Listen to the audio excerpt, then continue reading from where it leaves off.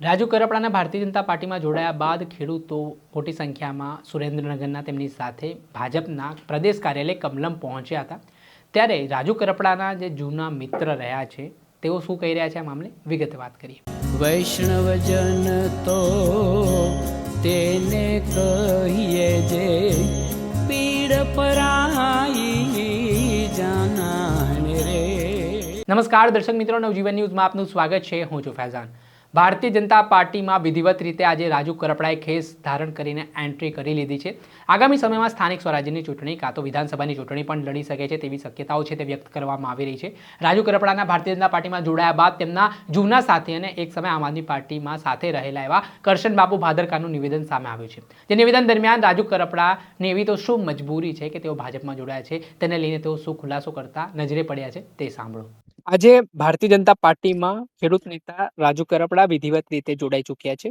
આપણી સાથે એક સમય આમ આદમી પાર્ટીમાં રહેલા કરશનબાપુ ભાદરકા, જેઓ રાજુ કરપડાની સાથે જે તે સમય આમ આદમી પાર્ટીમાં હતા, પછી તેમણે પણ પાર્ટી છોડીને હાલ કોંગ્રેસમાં તેઓ નેતા છે. તો તેમની સાથે વાતચીત કરીએ. કરશનબાપુ, શું કહેશો? રાજુ કરપડાએ અગાઉ તમારાથી પણ મુલાકાત કરી હતી. હવે તેઓ ભારતીય જનતા પાર્ટીના ખેમામાં સમાયા છે આજે, ને તેઓ વિધિવત રીતે જોડાયા છે અને ખેડૂતોને લઈને તેમણે વાત કરી કે જો કામ ખરેખર કરવા છે તો પછી સરકાર સાથે હાથ મળાવવું પડે. તમારું શું માનવું છે આ મામલામાં? જી, મેં આજે એમનો ચહેરો જોયો. એમણે જ્યારે ખેસ બીજેપીનો પહેર્યા પછી એના શબ્દોનો પણ મેં અભ્યાસ કર્યો. મારા તો એક સમયના મિત્ર છે અને વ્યક્તિગત તો આજે પણ મિત્ર છે, પણ એનો જે ફેસ રીડિંગ મેં કર્યો એમાં ખુલ્લમ ખુલ્લા બહાર આવે છે કે એનો અંતરાત્મા રડી રહ્યો છે, પોતે અંદરથી ખૂબ દુઃખી છે.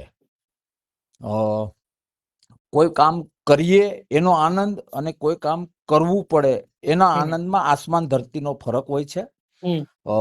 મને એવું લાગે છે કે રાજુભાઈ કરપડા ને ક્યાંક ને ક્યાંક કોઈ એવી મજબૂરી ઊભી થઈ છે, કારણ કે એમના જે પારિવારિક જે કેસોની વાત છે એ લોકો જાણે છે.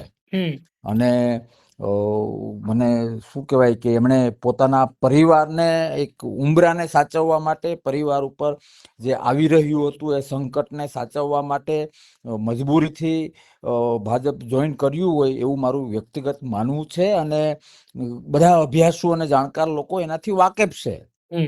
વાત રહી કે રૂલિંગ ગવર્મેન્ટમાં રહેવાથી જ ખેડૂતોના કામો થઈ શકે, તો એક રીતે જોઈએ, સીધી લીટીમાં જોઈએ તો ઠીક છે કે ખેડૂતોને જે કંઈ પણ મદદ કરવાની છે એ કોઈ પણ રૂલિંગ ગવર્મેન્ટ કરે. તો એનો એક ગર્ભિત અર્થ એ પણ છે કે 27માં સરકાર બદલાશે તો શું ભાજપ છોડી દેશે? એનો જવાબ પણ એને આપવો જોઈએ. હાવ દીવા જેવું છે ને કે મને કોઈ આઈડિયોલોજી થી મતલબ નથી, હું જ્યાં રૂલિંગ હશે ત્યાં હોઈશ. એનો એક શાણા માણસો એ વાત સમજી શકે કે કાલ સવારે સરકાર બદલાશે તો ચલો હવે હું તમારા ભેગો છું, કારણ કે તમે રૂલિંગમાં છો તો જ ખેડૂતોના કામ થશે. તાકાત વાળી બાબત એ છે કે કિસાનોની સાચી ચિંતા કરવી જોઈએ. અને જે રૂલિંગ ગવર્મેન્ટ કદાચ ખેડૂત અથવા તો કોઈ પણ વર્ગ માટે જે નાનું મોટું 0 to 100 કરે એ એનો ધર્મ છે. લોકોએ મત આપીને જે તે પાર્ટીને ત્યાં બેસાડી હોય તો એનો ધર્મ છે કે દરેક વર્ગને માટે સરકારે કંઈક કરવું. હવે લડાયકતા ક્યાં છે, આક્રમકતા ક્યાં છે કે જે કોઈ ફરજ ન નિભાવે સરકાર એની ફરજમાંથી પાછી પડે. વાત ખેડૂતની કરીએ તો ખેડૂત માટે જે સરકારે, હું અનેક વખત કહું છું કે સરકાર એ માવતર હોય છે. હવે માવતર એનો ધર્મ ન નિભાવે તો આક્રમક અને નિડરતા સાથે એ અવાજ ઉઠાવવો એ ખેડૂત પ્રેમ છે.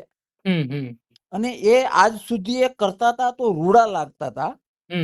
અને હું તો wish you all the best કરું કે ત્યાં જઈને પણ એવું કંઈક કરે કે ખેડૂતોને કોઈ પ્રશ્ન જ ના રહીએ. અને ખાલી ખેડૂત નહીં, કોઈ પણ વર્ગને, ખાલી દેશમાં નહીં દુનિયામાં કોઈને તમે એવું કહો કે આજ પછી તમારે કોઈ ચિંતા નહીં રહે, કોઈ પ્રશ્ન નહીં રહે, તો એનાથી મોટો ગર્ભિત ઝોક હું બીજો કોઈ નથી માનતો. બાપુ, એક સમયે જે ભાજપ વિરુદ્ધ નિવેદનો કરતા હતા, ભાજપને ઉખેડી ફેંકવાની વાત સત્તામાંથી કરતા હતા, આજે એ જ રાજુ કરપડા ભાજપના સૈનિક બનીને કામ કરશે વફાદારીથી તેવી વાત કરી રહ્યા છે. આ કથની અને કડની ને કઈ રીતે જો છો? આમ કહેવાય છે રાજકારણમાં કે ભાઈ થૂકેલું ચાટ્યું છે રાજકીય નેતાઓ દ્વારા આ પ્રકારના નિવેદનો કરીને. જી જી થૂકેલું ચાટ્યું તમે બોલ્યા એના ઉપરથી મને એક વાત યાદ આવી જૂની. હું પણ આપમાં હતો ને રાજુભાઈ પણ આપમાં હતા, અને ત્યારે હું આપને અમુક અમુક વાતો કરતો હતો કે આટલા આટલા સુધારા કરો, એ તો સારા માણસો નહીં રહે. એ દરમિયાન અમારે બીજે દિવસે એક કાર્યક્રમ હતો અને હું રાજુભાઈ રાત્રે બેઠા હતા.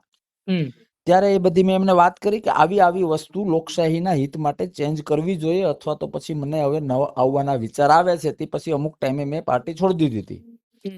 પણ એ ટાઈમે મને રાજુભાઈ એવું કહ્યું હતું કે બાપુ તમે પાર્ટી છોડી દેશો અને કાલ સવારે બીજેપીમાં જશો તો તમારે થૂકેલું ચાટવું પડશે, એવું નહીં લાગે? આ મારા શબ્દો નથી, આ રાજુભાઈ, હું ધર્મને નજર સમક્ષ રાખીને કહું છું કે આ રાજુભાઈએ મને આપેલી જે તે ટાઈમની સલાહ છે, જ્યારે એ પણ આપમાં હતા અને હું પણ આપમાં હતો. તો આજે મને ખરેખર કોઈ પણ મિત્ર જયારે અંદરથી ગુડ ફીલ ના કરતો હોય તો બીજા મિત્રને દુઃખ થાય, એ સ્વાભાવિક છે ને, એક મિત્રતાની પરાકાષ્ઠા છે.